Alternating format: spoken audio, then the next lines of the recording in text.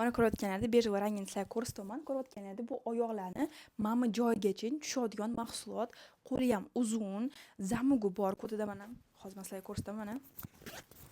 Katta zamogi bor. Qizlar mana shunaqa qilib ko'tinglar bemalol ochiladi, bemalol tualetga kirsanglar bo'ladi va zastёжкасы ham 3 ta qizlar. Ko'plar so'rashadi, zastёжкасini eshitadi. Mana zastёжкалari 3 ta qizlar, ko'krak taraflari bor.